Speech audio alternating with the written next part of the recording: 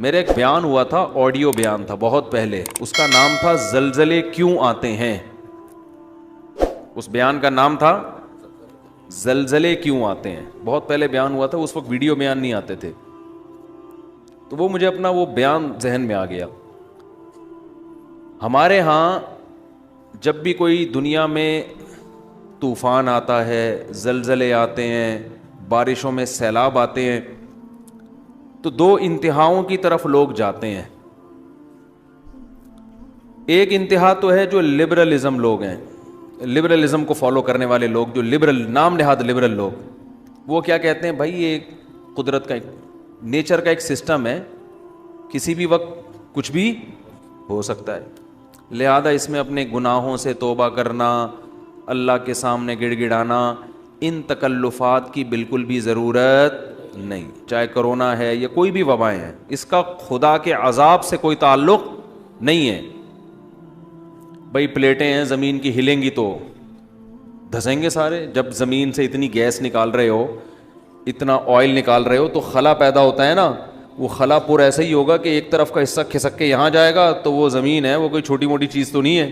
جب ادھر سے کھسک کے گیا تو 2-4 پہاڑ دائیں بائیں ہو گئے. جب 2-4 پہاڑ دائیں بائیں ہوئے تو وہ باقی ایڈجسٹ کرنے کے لیے وہ بھی کھسک جاتے ہیں. تو کھسکتے کھسکتے دہلی سے زلزلہ چلا تھا اور پہنچتا کہاں تک ہے, لاہور تک, اور درمیان میں بہت سے لوگوں کو لقمہ اجل بناتا ہوا جاتا ہے. تو وہ کہتے ہیں ایک تو سائنٹیفک حقیقت ہے, اس کا خدا کے عذاب سے اور ثواب سے کیا تعلق ہے بھائی. کیا کریں یار, پھر وہی باتیں اب سمجھانا مشکل ہو رہا ہے. وہ کہہ رہے ہیں سیلاب جو آتا ہے نا, یہ دریا کا پانی امڑ آیا اور گاؤں کے گاؤں پی گیا, اس کا کسی کے نیک اور برے ہونے سے کوئی تعلق نہیں ہے, نہ اس میں خدا سے توبہ استغفار کرنے کی ضرورت ہے. جو نام نہاد لبرل ہے وہ یہی کہتے ہیں اس میں توبہ کی کیا ضرورت ہے. بھائی یہ تو گلیشیئر پگھل گیا تھا, گرمی زیادہ پڑی تھی, تو پگھل جب جائے گا تو ظاہر ہے دریا میں پانی زیادہ آئے گا. جب پانی آئے گا تو ظاہر ہے سائڈوں پہ نکلے گا, جب سائڈوں پہ نکلے گا تو وہ جو بھی سائڈ پہ بیٹھا ہوا ہوگا اس کو بہا کے لے جائے گا. اس سے کیا تعلق کہ اس نے تہجد پڑھ کے بیٹھا ہوا ہے یا گناہ کر کے بیٹھا ہوا ہے, اس سے کیا تعلق ہے کہ وہ بدنظری کرتا تھا, سود کھاتا تھا. یہ مولوی لوگ تمہیں خم خمیں ڈراتے ہیں, دیکھو وہ گاؤں کے لوگ سود کھاتے تھے, عذاب آیا اور سیلاب پانی بہا کے لے گیا. اس سے کیا تعلق ہے. اس لیے توبہ وبہ کرنے کی ضرورت نہیں ہے. یہ بھی ایک انتہا ہے. دوسری انتہا جو بعض مذہبی لوگ کرتے ہیں, وہ انتہا یہ ہے کہ ہر قدرتی آفت کو کسی گناہ کا نتیجہ قرار دیتے ہیں. یہ بھی 100% غلط ہے. نہ قرآن کی یہ تعلیمات ہے, نہ نبی صلی اللہ علیہ وسلم کی یہ تعلیمات ہے. ہمیں پتہ چلتا ہے اسلامی تاریخ سے, قرآن و سنت سے, کہ بہت سے نیک لوگوں پر بھی عذاب آئے ہیں. مدینہ منورہ میں قحط پڑ گیا تھا, لوگ بھوک پیاس سے مرنا شروع ہو گئے تھے. حضرت عمر کا دور خلافت تھا. اس سے اچھا دور کائنات میں آ سکتا ہے؟ قحط پڑا ہے, طاعون کی بیماری پھیلی, 25,000 صحابہ اور تابعین لقمہ اجل بن گئے, جو اس وقت دنیا کے بہترین لوگ تھے, مگر وبا پھیلی ہے اور ہزاروں لوگوں کو اس نے لپیٹ لیا, جن میں زیادہ تر صحابہ اور تابعین تھے. نہیں آ رہی بات میرا خیال.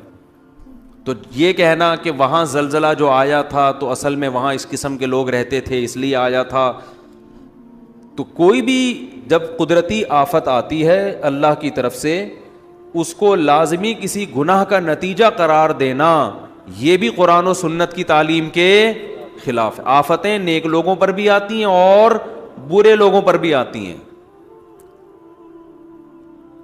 ہم قرآن و سنت میں جب غور کرتے ہیں نا, تو ہمیں 2 قسم کی آفتیں ملتی ہیں, اس زمین پہ ہوتی ہیں 2 قسم کی. ایک آفت تو وہ قرآن نے بیان کی ہے جس میں واقعتاً 100% گناہ کا دخل ہوتا ہے, اور وہ اس عذاب کی کوئی سائنٹیفک لاجک نہیں ہوتی, وہ قدرت نے اپنی طرف سے کام کیا ہوتا ہے جس کا کوئی بظاہر سبب موجود نہیں ہوتا. ایسی آفتیں بھی آئی ہیں, جیسے قوم عاد اور قوم سمود پر جو عذاب آیا, قرآن کے ظاہر سے پتہ یہ چلتا ہے کہ اس عذاب کی کوئی ریزن, یعنی کوئی ریزن کا مطلب کوئی سائنٹیفک لاجک نہیں تھی اس کی. جب اس قوم کی نافرمانی حد سے بڑی ہے اللہ کو غضب آیا, اللہ نے آسمان سے بادل بھیجے, قوم کہنے لگی ھذا عارض ممطرنا, یہ تو گہرے بادل ہیں, ہمیشہ سے آتے ہیں, بارشیں برسیں گی. ان کے پیغمبر نے کہا بل ہوا مستعجلتم بہ, اس سے بارش نہیں برسے گی, اس دفعہ اس بادل سے کیا برسے گا, پتھر برسیں گے. اللہ ہم سب کو پناہ میں رکھے. اور ایسے پتھر برسیں گے تدمر کل شیء بامر ربها, ہر چیز کو اللہ کے حکم سے یہ پتھر توڑ ڈالیں گے. اور ایسی ہوائیں اللہ نے بھیجی کہ 7 دن 8 راتیں,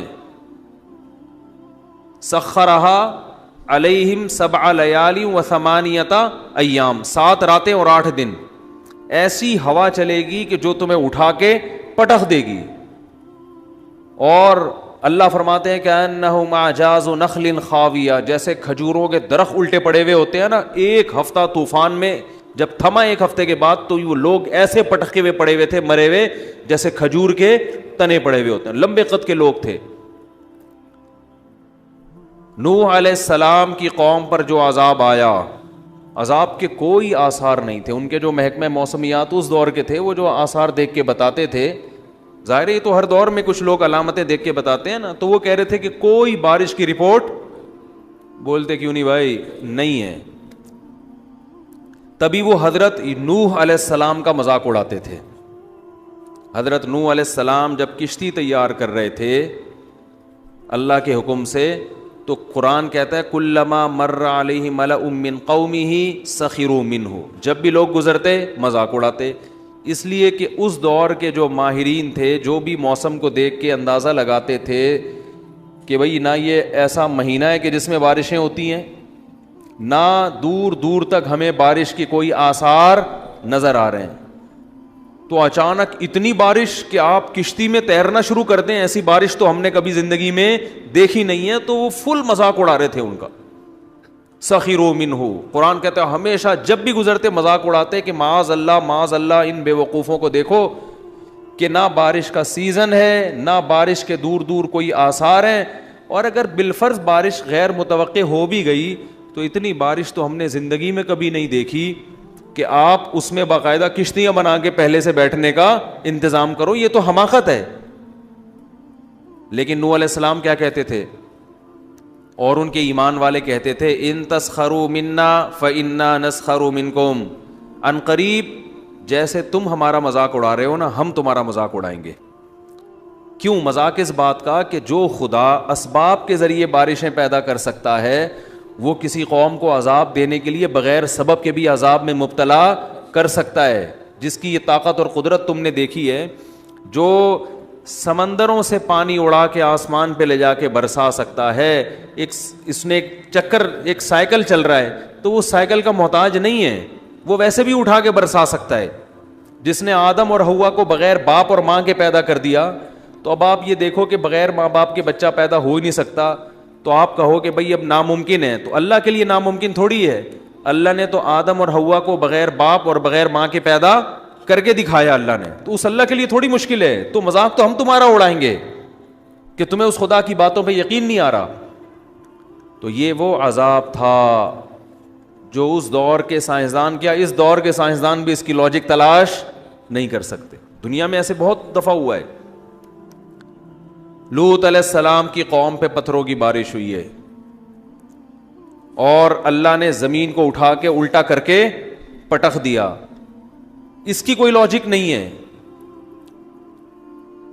یہ بھی ممکن ہے کہ ہو لاجک, اللہ نے لاجک پیدا کر دی ہو, کوئی وجہ پیدا کر دی ہو, لیکن ضروری نہیں ہے. اللہ یہاں اسباب کا محتاج نہیں ہے. تو ایک عذاب تو وہ ہوتا ہے جو بغیر کسی سبب کے اچانک مسلط ہو جاتا ہے, جس میں سائنسدان بھی حیران ہوتے ہیں, وہ کہتے ہیں ہمیں سمجھ میں نہیں آ رہا. تو یہ عذاب پچھلی امتوں میں زیادہ ہوئے تھے, اور نبی صلی اللہ علیہ وسلم نے فرمایا میری امت میں بھی ہوں گے مگر پچھلی امتوں سے کم ہوں گے, لیکن ہوں گے ضرور. آپ صلی اللہ علیہ وسلم نے فرمایا جب گناہوں کی کثرت ہوگی میری امت میں مسخ کے واقعات بھی ہوں گے, شکلیں تبدیل ہو جانا. بنی اسرائیل کو اللہ نے منع کیا تھا نا ہفتے کے دن شکار مت کرو، پھر بھی کیا انہوں نے. رات کو سوئے ہیں، صبح جب اٹھیں تو کچھ لوگ بندر بن چکے تھے اور کچھ لوگ سور اور خنزیر بن چکے تھے. یہ چیز سائنسدانوں کی سمجھ سے بولو بھائی باہر. جیسے حضرت عیسیٰ کو اللہ نے بغیر باپ کے پیدا کر دیا، سائنسدان مانیں گے اس کو؟ وہ کہتے ہیں لیبارٹری میں تو ایسی، یہ ممکن ہی نہیں ہے، لیبارٹری تو یہ کہتی ہے کہ یہ پاسبل نہیں ہے. حضرت عیسیٰ علیہ السلام مردوں کو کہتے تھے قم باذن اللہ، اللہ کے حکم سے کھڑا ہو جا، مردہ ایک دم زندہ ہو کے بیٹھ جاتا تھا. سائنسدان مانیں گے؟ بولتے کیوں نہیں بھائی؟ نہیں مانیں گے. لیکن دنیا کی اکثریت اس کو مانتی ہے، مسلمان بھی مانتے ہیں، عیسائی بھی، اور یہ دنیا کی اکثریت بن جاتے ہیں. اور دنیا کی اتنی بڑی قوم کا کسی جھوٹی خبر پہ جمع ہونا عقلاً ممکن نہیں ہے. ہر چیز سائنس سے نہیں پتہ چلتی، خبر سے بھی بہت سی چیزیں سائنسدانوں کی دسترس سے باہر ہیں. آج ہمارے جو یونیورسٹیوں کے طلبہ ہیں نا، وہ کہتے ہیں بس سائنسدان بتائیں گے تو مانیں گے ورنہ نہیں مانیں گے. اور بھائی یہ تو بے وقوفی کی بات ہے. خبر جو ہے نا، نیوز، اس میں اگر تواتر سے کچھ لوگ خبر بیان کر رہے ہیں تو اس کو بھی ماننا پڑتا ہے، چاہے وہ سائنس اس کو مانے یا نہ مانے. میں یہاں جب بھی ایسے کوئی معجزے اور کرامت کے واقعات بیان کرتا ہوں نا، تو میں اپنا واقعہ ضرور بیان کرتا ہوں. میں نے شہداء کے خون کی خوشبو اپنی ناک سے سونگی، اللہ کی قسم. اب اگر مجھے کوئی سائنسدان کہے کہ یہ پاسبل نہیں ہے تو میں کہوں گا میں نے خود سونگی ہے تو پاسبل. آپ کہہ سکتے ہیں ان کی ناک میں کوئی گڑبڑ ہوگی، ناک میں گڑبڑ ہے تو پھر ادھر سے بدبو آ رہی ہے، ادھر سے کیا آ رہی ہے؟ خوشبو. دونوں سے بدبو آئے نا، یہ دونوں سے خوشبو آئے. آپ کہیں گے بھائی اس کو وہم ہو گیا ہے، تو میرے ساتھ 10 آدمی اور تھے، ان کو بھی وہم ہو گیا. بہت مشکل ہے بات سمجھانا. آپ کہو گے یار جیسے ہی کوئی شہید ہوا ہوگا فوراً کسی نے خوشبو کا چھڑکاؤ کر دیا ہوگا. بھائی 1 مہینے پہلے شہید دیکھا، اس میں سے بھی وہی خوشبو آ رہی ہے. 1 مہینے بعد دوسری جگہ پہ دیکھا، اس میں سے وہی پرفیوم، وہ بندہ فوراً لے کے وہاں کہاں سے پہنچ گیا؟ اور ادھر شہادت ہوئی ہے، ادھر خوشبو آ رہی ہے. ایسے بھی ہمارے ساتھیوں نے دیکھا. تو نہ کوئی اسپرے لے کے کھڑا ہوا ہے. اور چلو اس کو چھوڑ دو، ریڈ کراس ایک NGO ہے، اس کو تو مانتے ہو نا. ریڈ کراس کی جو آفیشیل ویب سائٹ ہے اس پہ میں نے خود پڑھی یہ خبر، پہلے اخباروں میں آئی تھی، میں نے کہا اخباروں کا پر اعتماد نہیں کیا جا سکتا.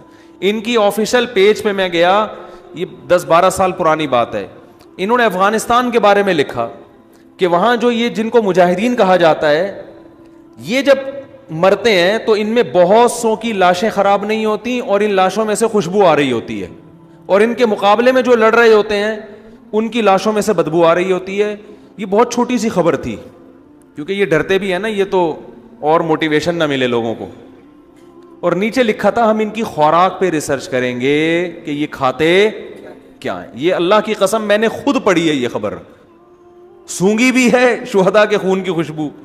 ایسے بہت واقعات ہیں. 6 مہینے ہو گئے باڈی خراب نہیں ہو رہی، خوشبو آ رہی ہے. نبی صلی اللہ علیہ وسلم نے فرمایا جب شہید کوئی اللہ کے راستے میں جان دے کے شہید ہوتا ہے نا، تو خون جو اس کے باڈی سے نکلتا ہے، تو قیامت کے دن جب یہ شہید آئے گا، لونہ لون دم، تو اس کے خون کا رنگ خون جیسا ہوگا مگر خوشبو خون جیسی نہیں ہوگی.